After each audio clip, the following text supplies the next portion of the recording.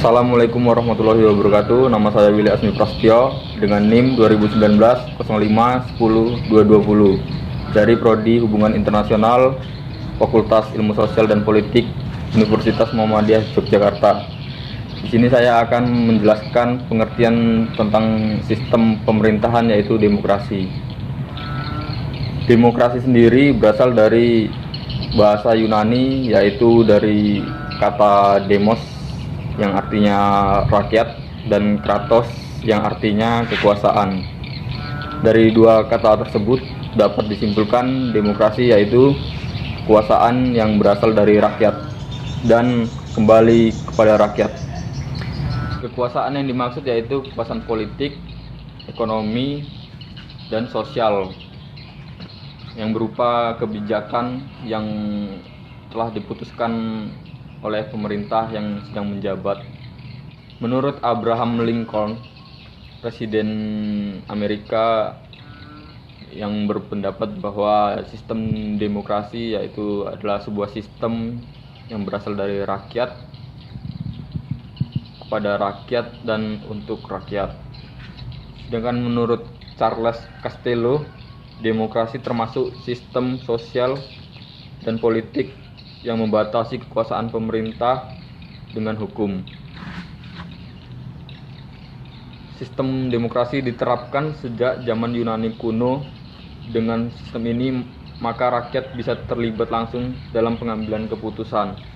Demokrasi muncul sebagai wujud perlawanan dari sistem aristokrasi yang berasal dari Yunani juga, yaitu aristo yang berarti elit dan kratos yang berarti kekuasaan yang dipegang oleh kalangan elit pada masa pemerintahan di Yunani kuno, salah satunya di kota Athena.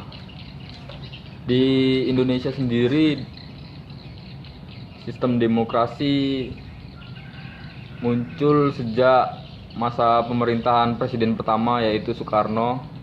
Dari mulai demokrasi liberal yaitu kekuasaannya banyak dipegang oleh partai-partai yang ada saat itu, dan eksekutifnya cenderung lebih lemah karena kekuasaannya banyak dipegang oleh partai politik yang ada. Setelah demokrasi liberal, demokrasi terpimpin masih di zaman era Soekarno juga, yaitu kekuasaan yang lebih dominan yaitu kekuasaan eksekutif yang dipegang oleh Presiden Soekarno. Berikutnya yang ketiga, demokrasi Pancasila, yaitu zaman Orde Baru yang dipimpin oleh Presiden Soeharto. Di zaman ini sering disebut dengan zaman otoriter karena kekuasaan tertinggi dipegang oleh presiden saat itu, yaitu Pak Soeharto sepenuhnya. Yang terakhir yang ada saat ini yaitu demokrasi transisional pasca Orde Baru yang ada sejak masa reformasi, mulai dari 1998 hingga saat ini. Di zaman demokrasi transisional ini, kekuasaan lebih baik karena yang dominan yaitu partai-partai juga berhubungan dengan eksekutif. Yang partai-partai itu sendiri kekuasaannya diberikan oleh rakyat, dari rakyat,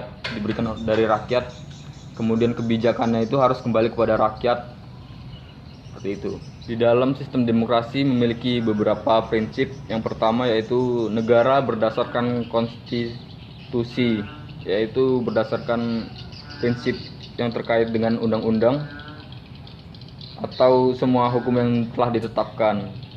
Yang kedua, peradilan tidak memihak dan bebas.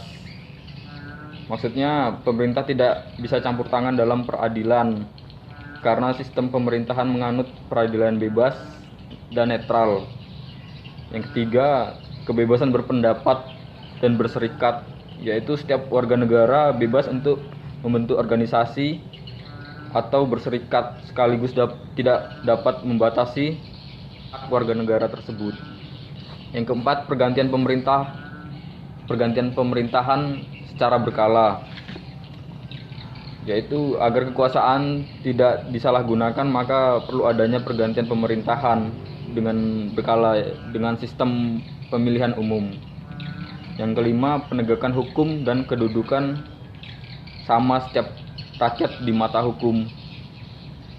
Kebenaran dan keadilan tidak akan tercipta tanpa penegakan hukum. Penerapan hukum tidak boleh pandang bulu atau berat sebelah.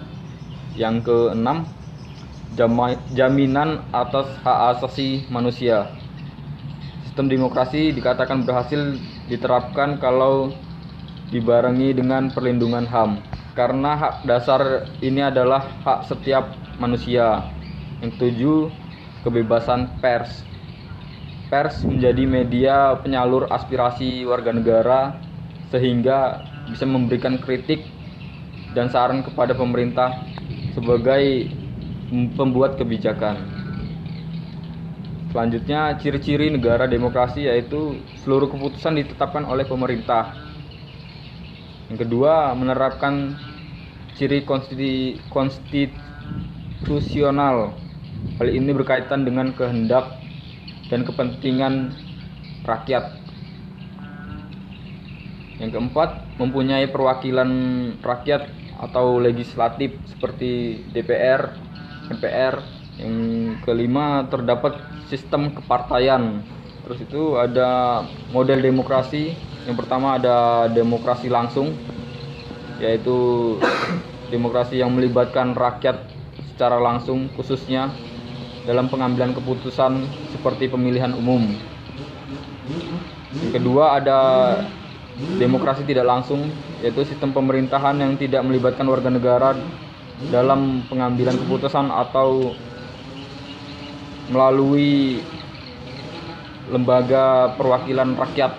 Contoh demokrasi langsung yaitu seperti di negara kita ini, Indonesia, yang pemilihan wakil rakyatnya diadakan secara langsung dengan pemilihan umum.